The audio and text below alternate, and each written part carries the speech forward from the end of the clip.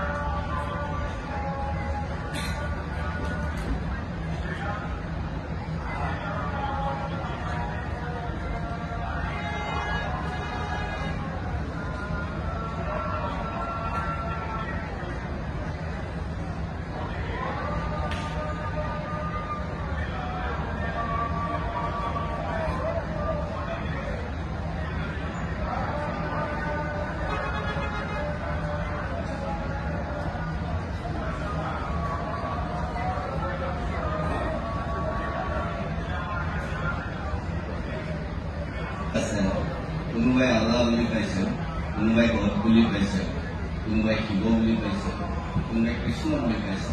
সকলো সত্তা যেতিয়া আমি কৈছো যে ঈশ্বৰ সৰ্বশক্তিমান, ঈশ্বৰ সৰ্বব্যাপী, তেতিয়াহ'লে মোৰ ঈশ্বৰজন আপোনাৰ ঈশ্বৰজন একেজন ঈশ্বৰ হয়তো দেখাত বুজাত ক'ৰবাত আমাৰ তাৰতম্য আছে কাৰণে, মানুহ মাত্ৰে আমাৰ ভুল হয় কাৰণে আমি ক'ৰবাত ঈশ্বৰৰ লগত যুদ্ধ কৰিব খোজো। আচলতে যুদ্ধ আমাৰ ঈশ্বৰৰ লগত নাই। যুদ্ধবোৰ হয়তো ক'ৰবাত আমাৰ কেতিয়াবা নিজৰ ভাৱ ধাৰণাবোৰৰ মাজতে আছে। গতিকে আজি এই মঞ্চত এইখিনি সময়ত মোৰ কাৰণে সৌভাগ্যৰ বিষয় যে আজি শিৱসাগৰৰ মঞ্চত মই দেৱাদিদেৱ মহাদেৱৰ যে দেশত ঈশ্বৰ শক্তি, ঈশ্বৰ চেতনাৰ দ্বাৰা জাগ্ৰত হৈ কেনেকৈ আমি আগুৱাই যাব পাৰোঁ তাৰ ওপৰত মোৰ মনৰ অনুভৱ হৈ আছিল। আৰু সেই সময়তে এই শিৱসাগৰৰ শিৱদৌলৰ কাষতে থকা মছজিদত আল্লাহৰ গুণানুকীৰ্তন হৈছে। ইয়াতকে আৰু সুন্দৰ পৰিৱেশ মোৰ কাৰণে কিবা হ'ব বুলি ভবা নাই। এয়াই ঈশ্বৰ, এয়াই সত্য, এয়াই সনাতন, এয়াই শুদ্ধ। গতিকে আজিৰ পৰা আমি ভাবোঁ সকলোৱে নিজৰ নিজৰ বিশ্বাসত, যদি মোৰ বিশ্বাসত যদি ভগৱান আছে বুলি মই ভাবিছোঁ, তেনেহ'লে আনৰ বিশ্বাসতো ভগৱান থাকিব পাৰিব। কাৰণ বিশ্বাস বোলাটো কথাটোৱেই আচলতে অন্ধ। কোনোবাই কয় অন্ধবিশ্বাস, অন্ধবিশ্বাস। বিশ্বাস বোলা বস্তুটোৱে অন্ধ, যাৰ কোনো ৰূপ নাথাকে, যাৰ কোনো স্বৰূপ নাথাকে, যাৰ একো নাথাকে, তাক কেৱল অনুভৱ কৰিব পাৰি। আৰু সেই বিশ্বাস এই পৃথিৱীত জীয়াই থকা প্ৰত্যেকজনে যি ধৰণে কৰিছে তেওঁলোকে পাইছে। আৰু সেই সনাতন চিন্তা, সেই শাশ্বত চিন্তা, সেয়াই শিৱতত্ত্ব। শিৱতত্ত্বত আমি সকলো এইখিনি কথা ক'লো। এইখিনি কথা কোৱাৰ বাবে মই ক'বলৈ মোক সুবিধাখন দিয়াৰ বাবে মই সমূহ কাৰ্যকৰ্তাৰ লগতে আৰু পুনৰ এবাৰ মই বসন্ত গগৈ ডাঙৰীয়াক আন্তৰিক ধন্যবাদ জ্ঞাপন কৰিছোঁ।